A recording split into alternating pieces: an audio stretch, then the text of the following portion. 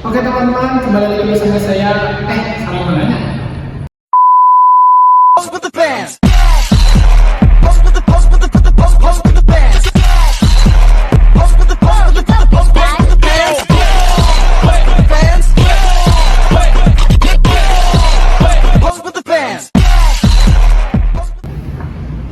Assalamualaikum warahmatullahi wabarakatuh. Halo guys, hari ini kita akan memulai podcast kembali lagi ya. Perkenalkan, saya Muhammad Lutfi. Di sini saya sebagai host. Pada podcast kali ini kita akan membahas suatu algoritma yang bagian dari algoritma juga. Algoritmanya itu judulnya algoritma A-star. Dan oh my goodness. Tentunya saya tidak sendiri di sini. Saya ditemani dengan kawan saya dari satu kelas juga. Halo, boleh perkenalkan diri kepada teman-teman? Halo, sebelumnya saya Anita Sarkamanis, mahasiswa semester 3 Universitas 11 April, Prodi Informatika. Baik, ya, tentu perkenalan itu cukup menyenangkan ya. Dan oke, sepertinya para penonton sudah mulai penasaran nih, apa sih algoritma A-star itu? Boleh barangkali oleh kita dijelaskan sedikit tentunya? Oke, algoritma A-star sendiri ialah algoritma pencarian yang sering dilakukan dan sangat populer dan efektif juga dalam menentukan jalur terpendek antara dua titik dalam sebuah ruang. Nah, keunggulannya ini adalah kombinasi antara biaya aktual perjalanan atau disebut dengan GM dan estimasi biaya perjalanan ke tujuan yang disebut dengan HM. Nah, misalnya algoritma ini digunakan dalam aplikasi GPS nih, Pi. Jadi untuk menentukan jalur tercepat dan biaya yang paling rendah.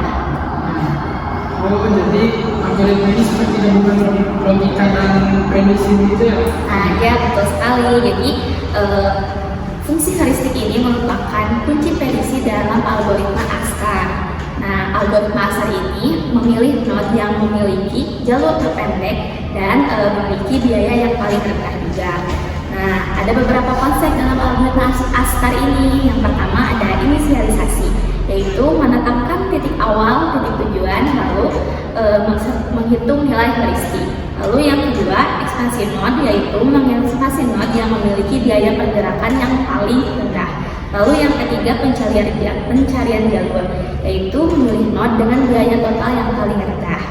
Nah, selain itu ada juga nih ilmu yang memecahkan masalah pada algoritma ini menggunakan heuristik. Yang pertama ada menghitung jarak garis lurus antara node saat ini dan node tujuan. Lalu ada heuristik yang menghitung jarak Manhattan. Yang ketiga ada heuristik yang menghitung jarak Euclidean, dan yang keempat heuristik khusus yang disesuaikan dengan domain masalah. Seperti itu. Oh, jadi untuk algoritma A-star ini ada kelebihan dan kekurangannya nggak sih? Pasti ada dong, setiap algoritma pasti ada kelebihan dan kekurangannya sendiri. Nah, kalau di algoritma A-star ini, kelebihannya memilih jalur yang paling pendek, efisien, dan dapat beradaptasi dengan berbagai domain masalah.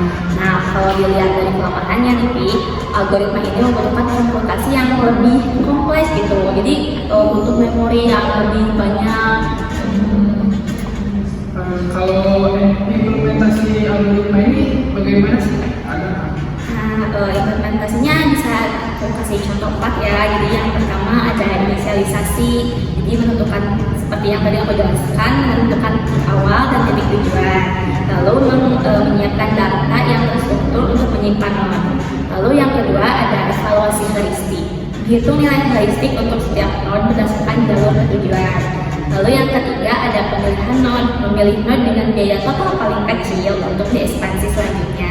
Dan yang keempat ada rekonstruksi jalur, jadi melacak jalur dari node ke tujuan ke node awal. Lalu algoritma A-star juga sering digunakan dalam berbagai aplikasi nih, Pi.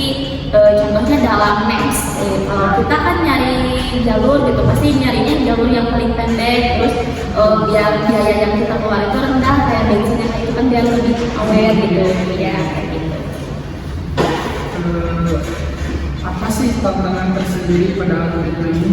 Tantangan tersendirinya itu pasti yang pertama yang tadi udah disebutkan, untuk memori yang gede gitu, yang lebih besar. Lalu terus ketergantungan pada fungsi heuristik tadi.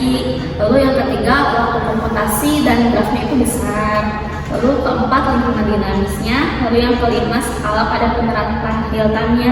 Jadi dalam aplikasi pengembangan pencari jalur real time ini mungkin sulit untuk diterapkan di. Ada lagi atau sudah? Paling Sudah. Coba dong berikan tips untuk teman-teman penonton nih yang belum tahu apa sih algoritma Star itu. Tipsnya. Jadi kalau kalian ingin belajar algoritma Asar ini, yang pertama pasti kalian harus tahu ya dasar-dasarnya dulu. Jadi kalian kuasai dulu konsep dasarnya. Lalu yang kedua, pilih fungsi heuristik yang tepat dengan apa yang akan kalian lakukan. Lalu yang kedua, gunakan struktur data yang efisien. Jadi kalau misalnya dalam Python kalian bisa menggunakan pustaka seperti heap, untuk implementasi yang cepat dan hemat memori. Lalu yang keempat, persempit ruang pencarian, jadi perkecil dulu. Misalnya kalian nyari ini yang luas, kalian persempit dulu biar nyarinya lebih gampang. Lalu yang kelima, modifikasi untuk lingkungan dinamis. Dan yang keenam, eksperimen dengan variasi algoritma. Ya, pembahasan kali ini cukup panjang ya, dan terima kasih kepada Anita. Saya akan membacakan rekamannya ya.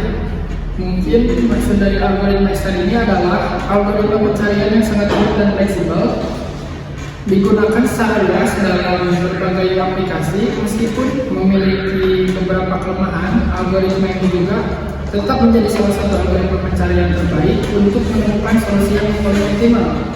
Dengan pemahaman dalam tentang konsep dasarnya, penggunaan fungsi heuristik yang tepat, serta pengoptimalan yang sesuai, algoritma Star ini juga dapat menjadi alat yang sangat andal di berbagai bidang, seperti navigasi GPS yang tadi disebut sama Anita, hingga pengembangan game dan robotika.